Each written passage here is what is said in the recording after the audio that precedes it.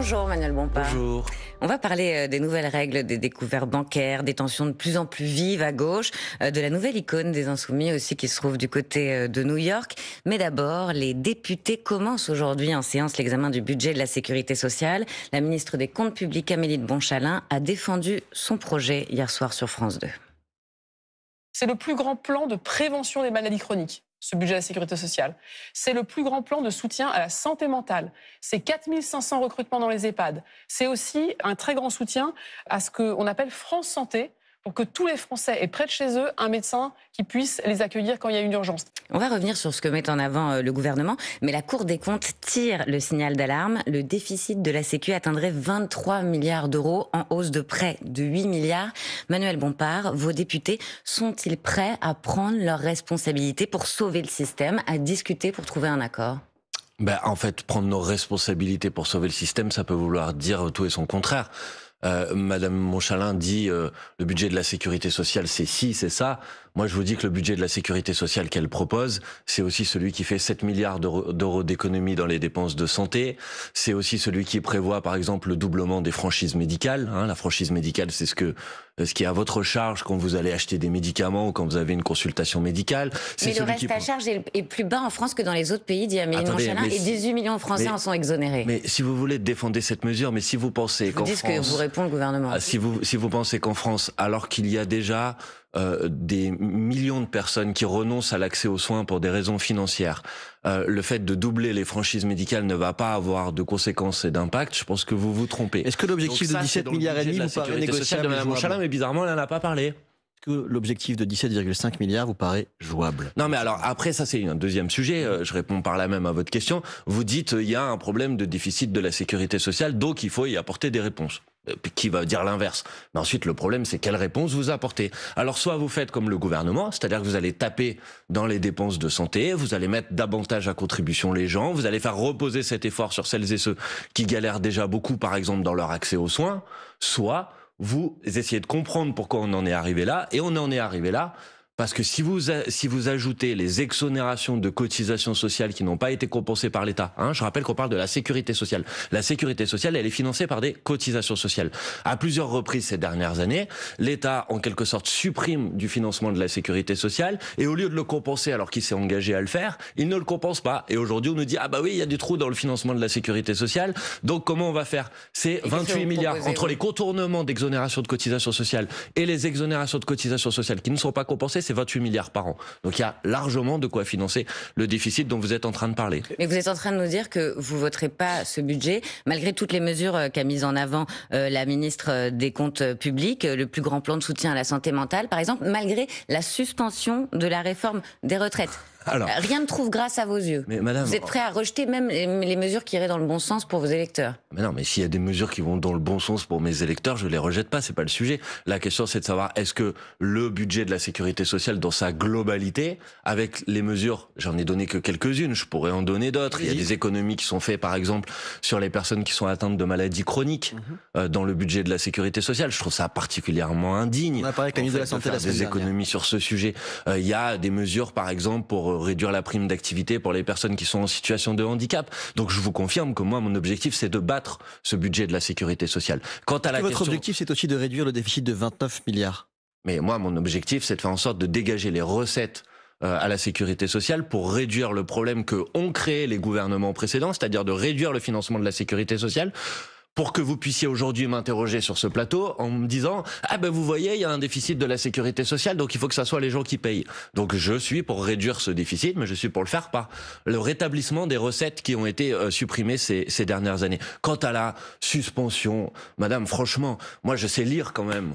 Quand vous dites que les personnes qui devaient arriver à la retraite à 64 ans, c'était la génération 68, et que ce serait demain la génération 69, vous pouvez utiliser les mots que vous voulez, ça s'appelle pas une suspension de la réforme des retraites, ça s'appelle un décalage d'un an de l'entrée en vigueur de la retraite à 64 ans, qui ne concerne même pas l'ensemble des générations, puisqu'il a été sorti depuis que, par exemple, toutes les personnes qui sont dans des dispositifs carrière longue ne sont pas concernées. Donc, pardonnez-moi, mais ça s'appelle une esbrouffe, ça s'appelle pas un progrès. On vous entend. Il y a le la sécurité sociale, il y a aussi le projet de loi de finances qui ne sera pas voté aujourd'hui parce que les débats n'ont pas pu être bouclés à temps. Il sera réexaminé plus tard. C'est pas toujours simple de comprendre votre stratégie sur ce sujet. Comme la droite, vous avez voté donc contre la suspension de la réforme des retraites en commission. Vous nous confirmez ce matin que vous y êtes toujours opposé, exactement. Comme la droite, vous avez aussi voté contre le nouvel impôt sur la fortune improductive. Et comme la droite, vous avez voté un amendement de Laurent Wauquiez qui vise à indexer l'impôt des plus hauts revenus sur l'inflation. Donc vous êtes de droite maintenant. Je pense que vous allez avoir du mal à convaincre quelqu'un dans ce pays sur ce sujet. La liste parle d'elle-même. Mais maintenant, madame, enfin, je veux dire, moi, en fait, je défends des orientations programmatiques. Et quand il y a un amendement, par exemple, pour supprimer le gel du barème de l'impôt sur le revenu l'année prochaine, c'est-à-dire une mesure qui reviendrait à ce que vous ayez 200 000 à 300 000 personnes qui vont demain payer des impôts alors qu'ils n'en payent pas parce qu'ils ont aujourd'hui des trop faibles revenus pour payer ces impôts. Et quand vous avez cette mesure-là, elle conduirait à ce que 18 à 19 millions de personnes payent davantage d'impôts sur le revenu. Mais les socialistes voulaient la même chose, mais uniquement pour les bas revenus. Mais moi, vous avez, comme Laurent Wauquiez, décidé d'exonérer même les plus hauts revenus. Si vous voulez, après on peut rentrer dans la technique parlementaire.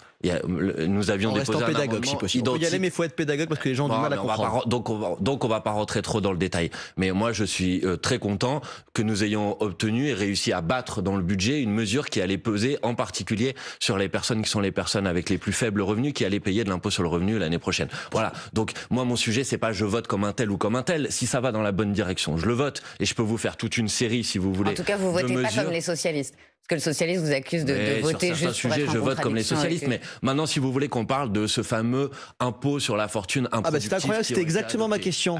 Munid, pourquoi vous n'avez pas voté cet impôt sur la fortune improductive? Je le rappelle, les actifs improductifs, on parle de l'or, des yachts, des œuvres d'art et des placements d'assurance vie. Pourquoi vous l'avez pas voté? Et je vais vous expliquer pourquoi.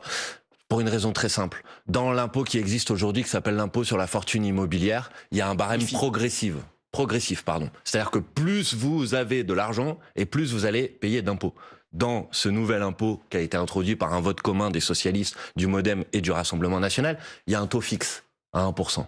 Ce qui veut dire une chose très simple. L'objectif de tout le monde, c'était de dire il faut répondre à une question, c'est pourquoi les milliardaires payent pas suffisamment d'impôts. Donc il faut faire payer davantage d'impôts aux milliardaires. C'était pas assez pour que vous la votiez. Non mais c'est pas que c'est pas assez, c'est qu'avec cette mesure, les milliardaires vont payer moins d'impôts. Vous comprenez? Et en même temps, l'assiette de l'impôt est élargie. Oui, ceux qui ont des yachts, des bijoux. Très bien. Et je suis tout à fait favorable. Je suis tout à fait favorable à ce qu'on élargisse cette assiette. Je suis pour le rétablissement de l'impôt de solidarité sur la fortune. Mais je ne suis pas d'accord avec le fait qu'on introduise un taux fixe qui va se traduire par le fait que les milliardaires, avec cette mesure, vont payer moins d'impôts. Je pense que tout le monde peut le comprendre. Et sur le rétablissement de l'ISF que le PS se félicite d'avoir établi, pourquoi vous ne le votez pas? Mais non, mais c'est pas le rétablissement de l'ISF. Je viens de vous expliquer pourquoi ce n'est pas le rétablissement de l'ISF. Donc moi, s'il y avait une mesure qui permettait de rétablir l'impôt de solidarité sur la fortune, évidemment, je l'aurais voté, c'est dans notre programme.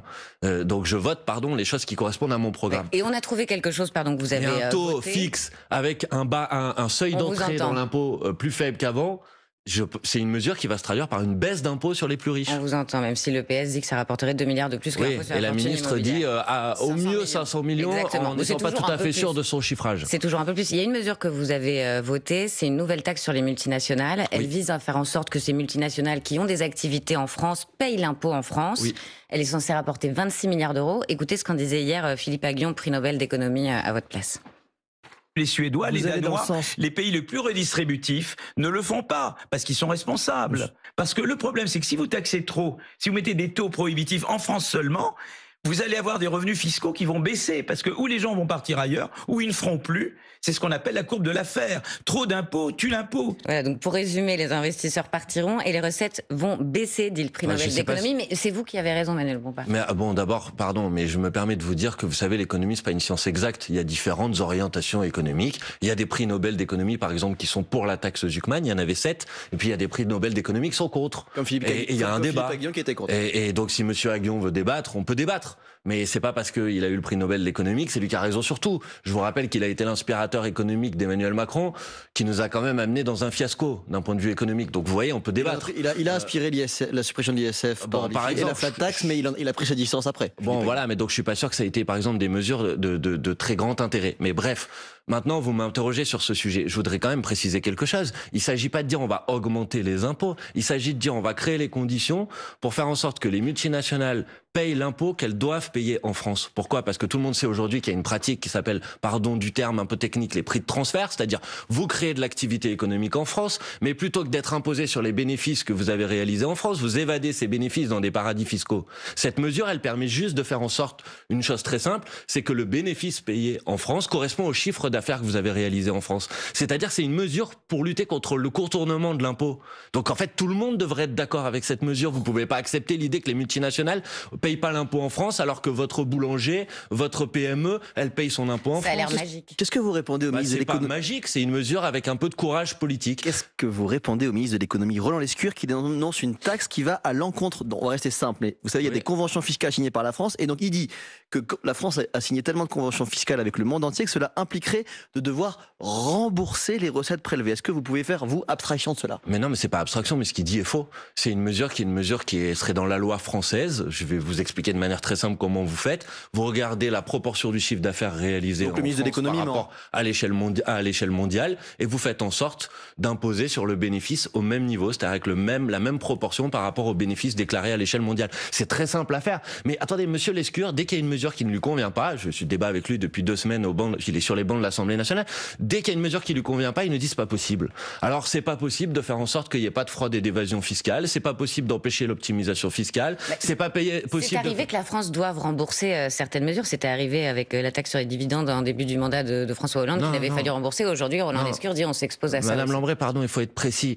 La taxe à 75% qu'avait proposée à l'époque François Hollande dans sa campagne présidentielle, à laquelle je crois que lui-même ne croyait pas d'ailleurs, a été censurée par le Conseil constitutionnel. Mais je vous parle pas de ça. On a dû rembourser une autre taxe sur les dividendes. Je ne sais pas de laquelle vous parlez, mais là, en l'occurrence, il n'y a rien de contraire aux conventions fiscales françaises dans la taxation sur les multinationales qui a été votée la semaine dernière par l'Assemblée nationale. Donc vous voterez pas ce budget ? C'est quoi votre objectif ? Le budget de l'État, évidemment que je le combats. Est-ce que vous savez, par exemple, que dans ce budget, parce que personne n'en a parlé pour l'instant, il y a une mesure qui vise à diviser par 2 la prime de Noël. La prime de Noël, c'est la prime qui est versée aux personnes qui sont allocataires du RSA, c'est-à-dire les personnes qui sont dans la plus grande situation de précarité. On leur verse pas des millions, on leur donne 150 € au moment de Noël pour pouvoir acheter des cadeaux pour leurs enfants ou pour leurs neveux. Et ceux qui n'ont pas d'enfants n'auraient plus cette prime. Mais c'est ignoble. Enfin, ça veut dire quoi ? Ça veut dire que ces gens-là, ils pourront plus donner un coup de main à leurs neveux, à leurs nièces, venir en famille, même s'ils n'ont pas d'enfants, ils ont une famille quand même. Et voilà, c'est sur ces gens-là qu'on va faire des économies. Non, je vais pas voter ce budget et je vais faire le maximum pour le combattre et pour l'empêcher. Je l'ai empêché parce qu'il est injuste socialement. Et vous voulez quoi, que le gouvernement passe par ordonnance ? C'est quoi le but ? Non, mais moi je veux changer d'orientation économique. Je veux la bifurcation économique parce que non seulement ce budget il est injuste d'un point de vue social, mais en plus il nous amène dans le mur d'un point de vue économique. On aurait pu dire à M. Haguillon, vous savez que le budget, les prévisions de l'Observatoire français des conjectures économiques, c'est que ça va diviser la croissance du pays par 2 l'année prochaine. Pour une raison simple, c'est que si votre budget, c'est une budget qui se traduit par des baisses du pouvoir d'achat et des coupes dans la dépense publique, mais à la fin, c'est la machine économique qui se grippe. Il faut faire précisément l'inverse. Il faut avoir une politique de bifurcation et une politique de relance écologique et sociale. Donc il nous amène dans le mur. Madame Montchalin dit, vous voulez faire dérailler le budget, mais elle est en train de faire dérailler le pays. Donc pardon, excusez-moi de défendre mon pays et de faire en sorte qu'il puisse s'orienter d'une manière différente d'un point de vue économique. On vous entend dans un instant. Pourquoi la guerre ouverte entre socialistes et insoumis fait rage, mais avec vous, le coordinateur national de la France Insoumise. Mais tout de suite, il est 8h47 et c'est l'info en 1 minute avec Jeanne Lombard-Brunel.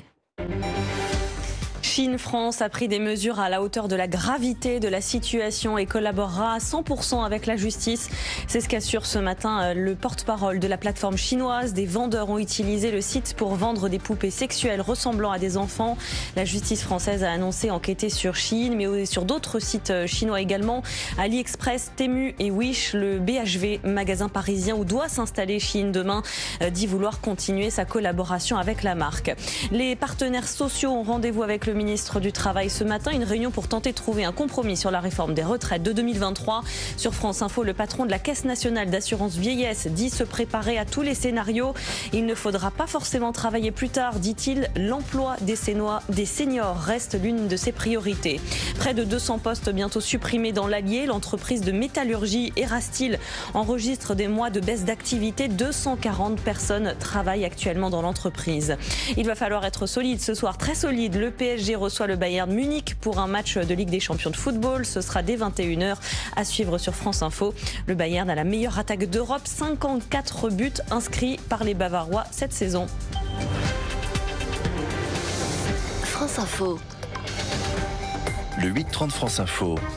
Agathe Lambray, Paul Larouturou. Merci beaucoup Maureen Suignard, bien sûr, toujours en plateau avec Manuel Bompard, coordinateur national de la France Insoumise. Philippe Aghion a un petit message à faire passer aux députés, alors, Paul. Bompard, il ne vous a pas cité personnellement hier le prix Nobel d'économie. Néanmoins, je le cite, il est atterré par le niveau général économique des députés de la nation. Je suis passé en commission économique à l'Assemblée nationale, mais c'est vrai que j'étais atterré par le niveau intellectuel et économique de certains députés, quoi. Vraiment, ne comprennent absolument rien à l'économie et ne s'informent pas et ne lisent pas et ne regardent pas. Ils vous parlent sans être informés. Vous êtes tous nuls en économie ? Je sais pas de qui il parle. En tout cas, personnellement, je me sens pas concerné. Je pense que je travaille, je défends des positions politiques et je pense qu'il devrait faire attention. C'est pas parce qu'on n'a pas les mêmes positions politiques que lui qu'on est nul et que lui il est génial et super. D'ailleurs, il dit que certains ne lisent pas. Il a été en commission, il a écouté des débats. Écoutez, moi, ils travaillent tous de la même façon, les députés. Mais je n'en sais rien. Mais moi, je suis dans des débats à l'Assemblée nationale. Je pense que c'est des débats de bonne tenue. Après, il y a des visions économiques différentes qui s'affrontent. C'est ça la démocratie. Monsieur Aghion, s'il pense qu'il y a une logique économique qui est parfaite, qui est géniale, qui est démontrée scientifique, qu'il faut s'appliquer, dans ce cas-là, supprimer l'Assemblée nationale, supprimer le gouvernement et mettez Monsieur Aghion comme chef suprême de la nation. Enfin, franchement, le débat économique, ça existe. Moi, je suis prêt à en débattre avec Monsieur Aghion s'il veut, et il verra si on est nul en économie. Eh ben, on lui proposera un débat sur France Info. On parlait des socialistes aussi. Jean-Luc Mélenchon accuse le PS d'avoir changé d'alliance, d'être passé d'une alliance à gauche à une alliance avec Gabriel Attal. Écoutez, le patron du PS, il a répondu à Jean-Luc Mélenchon sur France Inter hier. Je ne sais pas de quoi il parle, hein. Et de toute façon, ce qu'il dit, pour moi, a assez peu d'intérêt. Parce que c'est pas en multipliant les fake news, et chacun sait ici qu'il n'y a aucun accord entre le gouvernement et les socialistes. Voilà, essayer de trouver des compromis avec le gouvernement, pour vous, c'est forcément avoir changé d'alliance ? Il a changé d'alliance, c'est pas insultant, c'est un fait. Je veux dire, aujourd'hui, pardon, mais les discussions sur le budget, elles se font pas comme elles se faisaient l'année dernière entre les différents groupes du Nouveau Front Populaire à l'Assemblée nationale pour mener des batailles communes. Elles se font dans des réunions communes entre Olivier Faure et Gabriel Attal et Monsieur Le Cornu. Il a obtenu des avancées sur les retraites notamment, et que vous faites la politique de la chaise vide. Si vous voulez, on peut à nouveau faire le démontage de cette soi-disant avancée sur les retraites, dont je vous ai expliqué à quel point tout à l'heure elle était, à mon avis, une esbrouffe, d'autant plus qu'elle est payée dans le budget de la sécurité sociale par une augmentation de la taxe sur les mutuelles qui va se répercuter directement sur les personnes qui Ça, vous l'avez dit, mais il y a aussi le dégel des prestations sociales et des pensions de retraite. Il y a aussi l'ISF qui disent avoir récupéré. Vous avez obtenu quoi pour vos électeurs ? Est-ce que c'est pas plus efficace de faire comme le Parti socialiste ? En fait, c'est quand même extraordinaire. C'est-à-dire que quand l'ensemble des groupes à l'Assemblée nationale votent contre le gel des retraites et le gel des pensions dans le budget de la sécurité sociale, vous me dites c'est une victoire des socialistes dans leurs négociations. Ça n'a rien à voir. Il n'y a pas un groupe qui a voté pour le gel des retraites à l'Assemblée nationale. C'est pas une victoire des socialistes, c'est juste que le gouvernement est arrivé avec une mesure tellement insupportable qu'il n'y a pas un député de l'Assemblée nationale qui la soutient. Même les propres partisans du gouvernement ne la soutiennent pas. Donc ne me dites pas ça. Maintenant, qu'est-ce que les socialistes ont obtenu ? Qu'est-ce que les socialistes ont obtenu ? Ils ont obtenu un sursis pour le gouvernement qui aurait pu être renversé il y a maintenant un mois. On aurait pu avoir un autre gouvernement, on aurait pu avoir un gouvernement avec d'autres logiques économiques, et à cause de c'est leur responsabilité, c'est pas la responsabilité de quelqu'un d'autre. Ce gouvernement est toujours en place et peut continuer à dérouler sa politique macroniste. Et attendez, parce qu'à un moment, il faut quand même dire quelque chose sur ce sujet. Je veux dire, Olivier Faure, il vient tous les jours sur un plateau de télévision pour dire retenez-moi ou je vais faire un malheur. Si il n'y a pas la suspension intégrale et complète, point de départ de la discussion discussion de la réforme des retraites, on va censurer. Il n'y a pas la suspension intégrale, il n'y a pas de censure. S'il n'y a pas la taxe Zuckman, on va censurer. S'il n'y a pas la taxe Zuckman Light, on va censurer. Il n'y a pas la taxe Zuckman, il n'y a pas la taxe Zuckman Light. S'il n'y a pas un geste pour le pouvoir d'achat des Françaises et des Français, on va censurer. Il n'y a pas de geste pour le pouvoir d'achat des Français. Je pense qu'au bout d'un moment, on perd un peu de crédibilité. Vous savez, c'est comme les personnes là, vous voulez retenez-moi et sinon vous allez voir ce qu'il va y avoir. Bon, personne ne le retient, il se passe rien. Donc je pense que plus personne ne le prend vraiment au sérieux. Double question pour vous, Manuel Bompard. J'essaie de comprendre au fond de vous, vous vous dites quoi? Le PS vous trahit ou le PS vous échappe et réussit sans vous? Et deuxième question, est-ce que vous appelez vos anciens camarades socialistes, et il paraît loin le temps après la dissolution du nouveau Front Populaire quand vous étiez unis, est-ce que vous les appelez à voter la censure ou alors vous n'attendez absolument plus rien d'eux? Mais moi, j'appelle l'ensemble des députés à l'Assemblée nationale, inclus évidemment les députés socialistes, à censurer ce gouvernement le plus rapidement possible. Vous allez déposer une motion de censure? Et je leur dis, tenez compte, prenez acte de l'impasse dans laquelle vous vous êtes mis. Et sortez de ce bourbier. Et la manière de sortir de ce bourbier, c'est de censurer immédiatement le gouvernement. Nous, on est prêts évidemment à déposer une motion de censure dès lors où les socialistes nous disent maintenant on va censurer, parce que moi je vais pas déposer une motion de censure pour rien. Parce que vous avez droit à un certain nombre de motions de censure. On a droit qu'à 3 motions de censure entre maintenant et le mois de juin. Et vous avez déjà échoué à renverser le gouvernement, malgré les voix du Rassemblement national et des alliés du Rassemblement national. Il a manqué 18 voix la dernière fois pour renverser le gouvernement. Bon, donc maintenant, si c'est pour redéposer une motion de censure pour obtenir le même résultat, donc moi je dépose une motion de censure, là elle est prête, il n'y a pas de problème, et dès lors qu'il y a une possibilité d'obtenir un résultat différent de celle d'il y a un mois, évidemment on déposera cette motion de censure immédiatement. Et je dis aux socialistes, sortez de cette situation. Et maintenant, je ne confonds pas la direction du Parti Socialiste et ce que disent aujourd'hui les militantes et les militants du Parti Socialiste, parce que je crois qu'ils ne partagent pas cette orientation. Et je vois même que dans le groupe socialiste, il y a eu par exemple un communiqué de 3 députés socialistes hier, disant maintenant il faut que les socialistes votent sur ce sujet. Alors c'est pas à moi de dire comment le Parti Socialiste doit fonctionner, mais je pense que le Parti Socialiste doit sortir de la situation d'impasse dans laquelle il s'est mis. Manuel Bompard, à partir de 2026, les découverts bancaires seront plus strictement encadrés. Ils seront considérés comme des crédits à la consommation. Roland Lescure d'ailleurs reçoit aujourd'hui les banques, les associations de consommateurs pour rassurer. Vous avez lancé une pétition contre cette mesure. Pourquoi dites-vous que les découverts bancaires seront interdits? C'est une fake news, vous répond la porte-parole du gouvernement. C'est tellement une fake news que Monsieur Lescure, vous l'avez dit dans votre introduction, on reçoit aujourd'hui les fédérations bancaires et les associations de consommateurs. C'est tellement une fake news que le président du Crédit Mutuel disait en début de semaine que cette mesure, elle allait se traduire par beaucoup de difficultés pour les personnes modestes dans l'accès aux découverts. Donc non, je crois pas que ça soit une fake news. Mais donc ils seront toujours autorisés. Vous reconnaissez bien qu'ils seront pas interdits. Pour tout le monde, non, madame, ils seront encadrés. Non, ça veut dire qu'il y aura ce qu'on appelle c'est un peu technique, des études de solvabilité pour savoir si une personne, alors qu'aujourd'hui elle n'est pas soumise à ces études de solvabilité, si elle c'est déjà le cas à partir d'un certain montant. À partir d'un certain montant, mais ce que change cette ordonnance qui a été pris par le président de la République, c'est un peu compliqué. La transposition d'une directive européenne. Qui a en gros surtransposé, parce que la directive initiale qui a été votée au Parlement européen, c'était notamment par les députés par tout le monde, c'était une directive qui visait à mieux protéger les gens contre la publicité mensongère, par exemple sur les crédits à la consommation. Ça, personne ne peut y être opposé. Mais je veux préciser que l'habilitation au président de la République à passer par ordonnance, elle a donné lieu à une proposition de loi à l'Assemblée nationale, et qu'à ce moment-là, les Insoumis, nous avons dit une chose simple, nous avons été seuls. Nous avons dit attention, vu que la directive, elle peut être interprétée d'une certaine manière, il ne faut pas faire par ordonnance, il faut qu'on ait un débat parlementaire. À ce moment-là, on a déposé des amendements sur ce sujet, et malheureusement, ils ont été rejetés parce que le Rassemblement national d'un côté et le Parti socialiste de l'autre s'y sont opposés. Et aujourd'hui, on est dans cette situation. Il est 8h57 oui. Dans 12 secondes. Il y a beaucoup de sujets. C'est l'heure, vous le savez, de la question qui. Aujourd'hui, la question qui survole comme Jordan Bardella dans un sondage Elab paru dans La Tribune ce dimanche. Jordan Bardella, aujourd'hui, il est entre 35 et 37,5% d'intention de vote. C'est 20 points d'avance sur vous et sur l'ensemble de ses concurrents au premier tour. Qu'est-ce qu'il a compris que vous n'avez pas compris? Alors, je vous informe d'une chose. À l'élection présidentielle de 2022, il y a eu 1 point d'écart entre Jean-Luc Mélenchon et Marine Le Pen. 18 mois avant, dans les sondages, il y en avait 22. Des points d'écart. Donc vous voyez, vous me dites il y a 20 points d'écart. C'est la preuve qu'un sondage, ça fait pas le résultat d'une élection.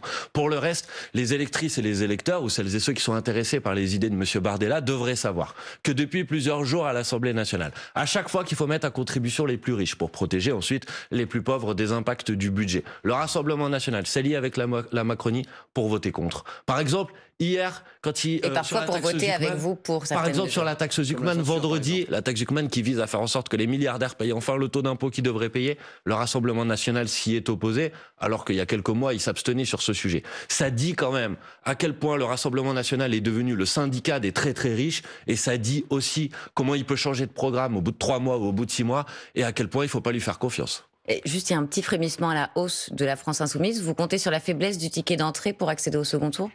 Moi, je compte d'abord sur notre force de conviction, sur le fait que un certain nombre d'électrices et d'électeurs qui, pour l'instant, sont à distance de l'élection présidentielle, quand ils rentrent dans le débat, s'intéressent à notre programme, s'intéressent aux propositions politiques qu'on formule. Et vous pouvez au moins noter qu'à chaque fois que la France insoumise a fait des campagnes nationales, présidentielles ou législatives, on est parti généralement assez bas dans les sondages et on a fini globalement assez haut. Donc moi, je suis confiant sur notre capacité à engager une dynamique pour être qualifié au second tour et pour battre le Rassemblement national au second tour, si c'est le Rassemblement national qui est face à nous au second tour. Merci beaucoup d'avoir répondu aux questions de France Info. Merci beaucoup, Paul. À demain. Vous restez avec nous. Je vous retrouve dans un instant pour les informer avec Renaud Dely.